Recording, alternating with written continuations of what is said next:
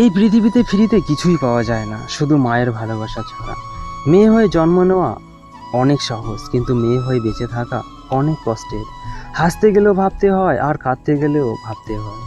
একটা মেয়ে সবসময় অসহায়, কখনো তার পরিবারের কাছে, কখনো স্বপ্নের কাছে, কখনো তার ইচ্ছের কাছে, আবার কখনো তার ভালোবাসার কাছেও।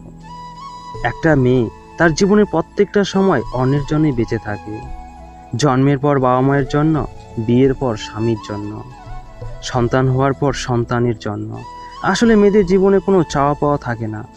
একটা মেয়ে শ্বশুরবাড়ির লোকেদের যতই সেবা করুক, সংসার হিসেবে যতই পারফেক্ট হোক না কেন, সে কখনোই শ্বশুরবাড়ির রানী হয়ে উঠতে পারে না। কিন্তু হাজার ভুল করা সত্ত্বেও একটা মেয়ে তার বাবার কাছে সারা জীবন পরী হয়েই থাকে। একটা মেয়ে যখন চুপ করে থাকে, তাহলে বুঝতে হবে হাজারটা চিন্তা তার মাথার মধ্যে ঘুরপাক খাচ্ছে।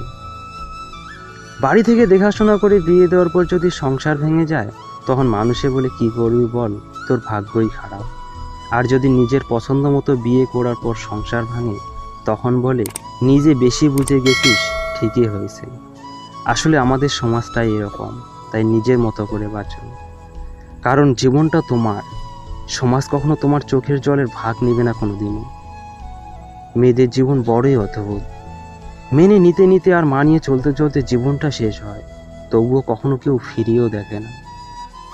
মেয়েরা চাকরি না করলে বলবে আরামে খেয়ে মোটা হচ্ছে, চাকরি করে রাতে বাড়ি ফিরলে বলবে সে মেয়ে দুশ্চরিত্রা।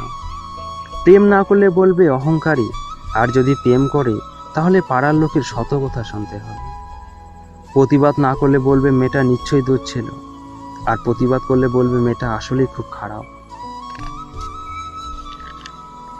মেয়েরা ছোট ছোট বিষয়ে কাঁদে ঠিকই, কিন্তু জীবনের কঠিন সময়টা হাসি মুখে কাটিয়ে দিতে পারে, অথচ সেটা কেউ বোঝে না। মেয়েদের অর্ধেক জীবন কেটে যায় মানিয়ে নিতে নিতে, কখনো বাবার বাড়ি তো কখনো শ্বশুর বাড়ি। মেয়েরা ভালোবাসার জন্য কারো গলায় ছুরি ধরতে পারে না, রাগী গলায় বলতে পারে না ভালোবাসা দিবে কিনা বল। মেয়েরা শুধু পারে অভিমান করতে, তাদের একটাই অস্ত্র, অভিমান করা। মেয়েরা একটু বেশি ভালোবাসার জন্য, একটু বেশি আদর পাবার জন্য অভিমান করে, গাল ফুলিয়ে মুখ মলিন করে বসে থাকে। অথচ এই নিরহ অস্ত্রটাকে বেশিরভাগ ছেলেরা বলে ঢং, ন্যাকামি। আসলে মেয়েটি মোটেও ঢং করে না, বরং অভিমানটুকু দিয়ে তোমার কাছ থেকে একটু বেশি ভালোবাসা চায়, যে কিনা তোমার জন্য তার সুখটাকেও বিসর্জন দিতে রাজি।